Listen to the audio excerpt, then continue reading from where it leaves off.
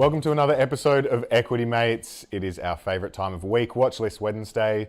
My name is Bryce, and as always, I'm joined by my equity buddy, Ren. How's it going? I'm very good, Bryce. Love our Watchlist Wednesday episodes. Very excited for this one.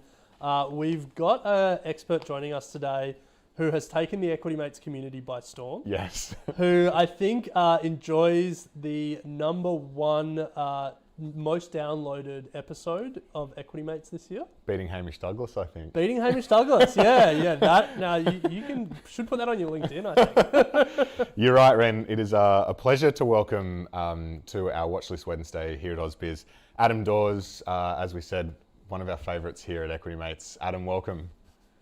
Guys, I never knew. You never told me that I was number one for downloads in the in this year. You never told me that. We wanted to surprise you on the show. Man, you can see the smile from ear to ear. That's fantastic. Yeah, I mean, episode absolutely took off, and for good reason. We thoroughly enjoyed it, and there was a lot in there that the Equity Mates community obviously enjoyed as well. So it would be a missed opportunity if we didn't get you on AusBiz as well to continue the conversation around some stocks on your watch list.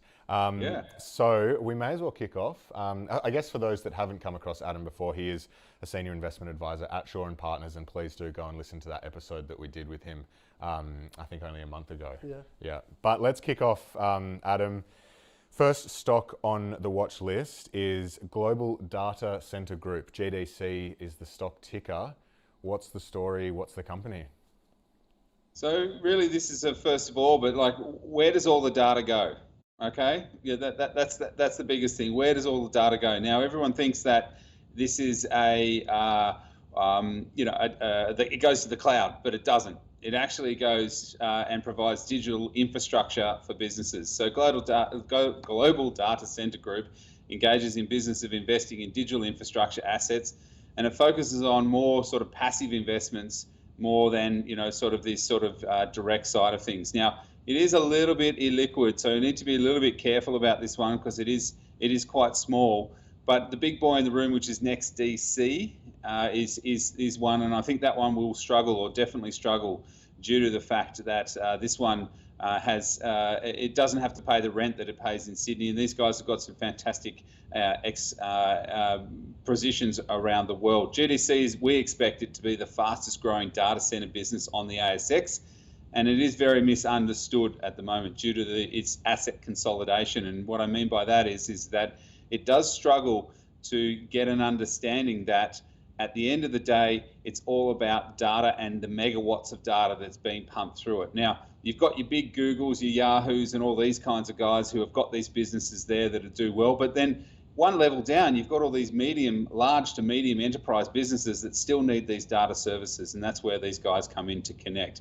We think that data is definitely accelerating, and global data has experienced an exponential expansion because everything that we're doing, even today, data has to go somewhere on your phone, your mobile, YouTube, all of these kinds of things, Facebook. And we're forecasting that data is forecast to grow 55% on compound annual growth rate for the next 10 years. So if I can repeat that again, 55% year-on-year growth for data. Where does it all have to go? And obviously that's the proliferation of Internet of Things, 5G, fiber, intelligent homes, vehicles, the like. So this one, it stores the data. It's basically a big fridge that it holds all the data racks that sit inside that, and they've got some positions in France, South America, they're here in Australia, and these guys are growing really, really well. So we really like this story. It's one of those futuristic stocks, and I know your investors like these kinds of things. So GDC is a buy from me. We do have a very high price target on it, over $2. It's currently sitting at $1.80. Wow. Well, that's a fascinating one, Adam, and I'm sure we could speak for 15 minutes about that, but unfortunately we do have to move on. So the next stock that you have brought us today that's on your watch list is one that I actually haven't heard of before. Aussie Broadband, ASX ticker ABB. Can you tell us a little bit about the stock and why it's on your watch list?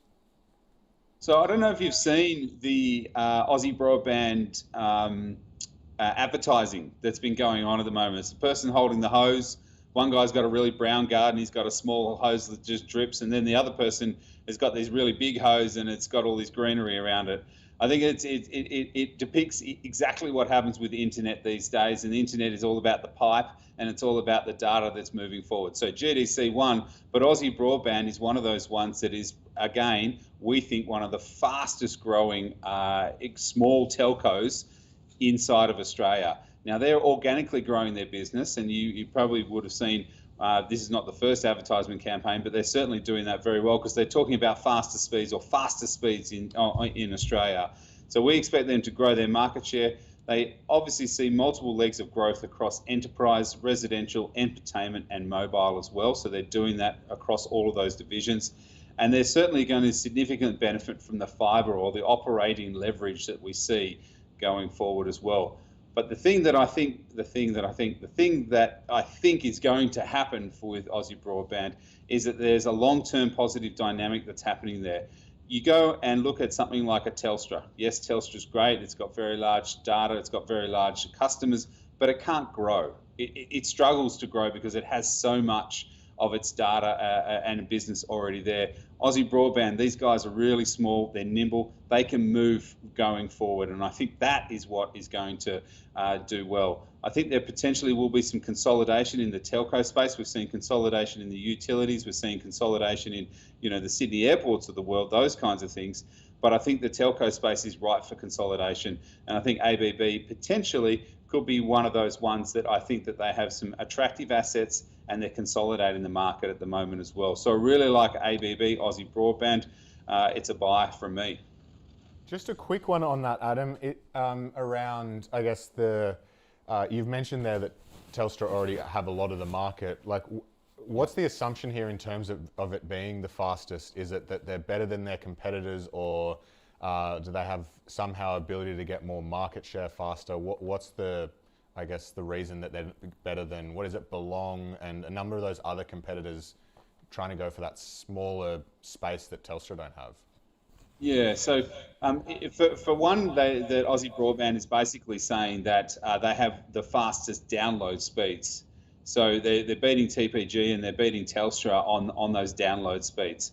But also what it is that every person that has actually I've spoken to that has dealt with Aussie Broadband is that they're actually talking to someone in Australia, for one, but two, that they get their issue sorted out really, really quickly. And it means that they've got that fantastic customer service, which is very much lacking inside of telco, 100% across the board. And I think that means that these guys can meet that customer demand and then they can grow their business going forward. So the telco industry is certainly a very tough space because it's something that we like bashing. We love bashing the banks and we love bashing Telstra. So Aussie Broadband is coming in on a really nice niche, and it's saying that they can organically grow and they can get customers that way. So it's about their speed, but it's also about growing their customer base, and I think that they're doing that very, very well. Yeah, nice. Well, Adam, I hope my folks are watching today's episode because they relentlessly complain about their broadband and about the quality of customer service they get from their broadband provider. So you may have just solved that issue for them if Aussie Broadband's customer service is as good as we're hearing. But let's move on to the third stock today that's on your watch list, and that is Plenti Group, ASX ticker PLT. So once again, can you tell us what the company does and why it's on your watch list?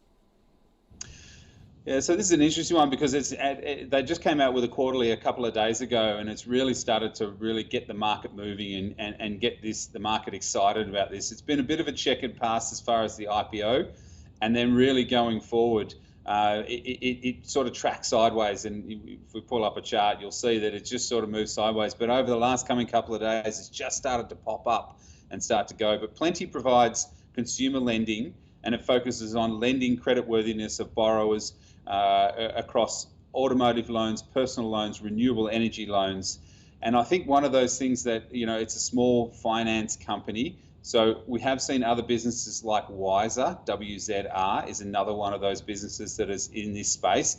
And it's not really a neo bank, but it is just one of these small online lenders. Okay, and so that's one of the things that it's looking really good. I think it's well placed to take a lot of market share off some of the incumbent players that are in the space, as well as then it is looking like it's got a fantastic technology platform going forward. So what we are seeing, and the reasons why I like it, there's three key reasons why I like it. One is that they're getting some originations and their loan originations on their quarterly, and if they do this on a year, sort of on a yearly basis or a run rate, we could see over $1 billion worth of origination of loans, and that's fantastic for this small little business. We're seeing that loan book definitely move up year on year, so that's fantastic. And the auto warehouse business, so in other words, they're we all know that secondhand car market is going absolutely crazy at the moment, and so these guys are taking full advantage of that with that warehousing or that auto warehousing, and we see that can continue. We've certainly got a high price target on this one. Again, I'm giving you guys all the ones that have got the low share price but high price targets. This one's got a price target of $1.90, and I think it could go even higher as $2. It's currently sitting around $1.60, $1.70 today. So look, it looks pretty good. Well, Adam, we love low current price, high price targets here at Equity Mates. Just another quick question on that. I'm actually a user of Plenti on the investor side, not the loan side. I'm not out there to buy secondhand cars, but obviously a big part of their dynamic is attracting investors to the market. And then obviously they're doing that by saying that we're going to be providing better interest rates than what you're going to get at your bank. I've subsequently seen my month-on-month interest rate fall over the last couple of years. Obviously, I'm assuming because of supply and demand and obviously what interest rates have done here. Have they said anything in the report about the investor side? Are they seeing growth in investors coming in? Any update on that side? Yeah, definitely. And they are seeing that sort of investor side really working well, for that. So I think that is definitely, and the investment side, I think, has really got some really good workings as well going forward. So, we like that we like that diversity across those kinds of businesses where they've got a couple of things moving and it's all moving in the right direction. The good thing about this business is that loan generation, but also the ability for them to use their technology platforms to get cheaper loans, to get cheaper investments, to get cheaper things out to clients. And I think that sits really nicely with me, that they can use that use that technology, and you don't have to speak to somebody, or you don't have to, there's not someone filling in forms. It's all this AI that's moving in there to make it easier, as well as then obviously cheaper for the end client going forward as well. So yeah, it's a great little business. Well, thank you, Adam. That does bring us to the end. Unfortunately, we've run out of time, but just as a recap, we had Global Data Center, GDC is the ticker, Aussie Broadband, ABB, and Plenti Group, PLT, all with some pretty good upside from what you're seeing on your end. So obviously we encourage everyone to do your own research, but Adam, it's been an absolute pleasure. As the #1 holder of downloads here at Equity Mates, we'll have to get you back on at some point in the future. And again, just encourage anyone. Adam is known as the guy that you can throw any stock at, and he'll give you a buy, hold, or sell. So we've just done 3 on the ASX. We've got 2,500 to go or something. But appreciate your time, Adam. It's been a pleasure. No worries, guys. Take care and have a great night. You too. Well, that does bring us to the end. 3 stocks, as always, on Watchlist Wednesday. Hopefully that added some value to your investing journey. But as always, we should give a caveat, Ren, that do your own research. They are by no means an absolute buy. That's it. Even though Adam said he has them all as buys, he's not going to tell you, he's not going to call you and say he's changed his mind. True. So you have to do your own research. But I think you can get a sense of why Adam is holding that #1 download spot. He knows his stuff, and so I would encourage anyone who wants more of Adam to go and listen to that podcast episode. Absolutely. Well, tomorrow we are back with the final episode for the week, all on crypto and tax, Ren. Yes.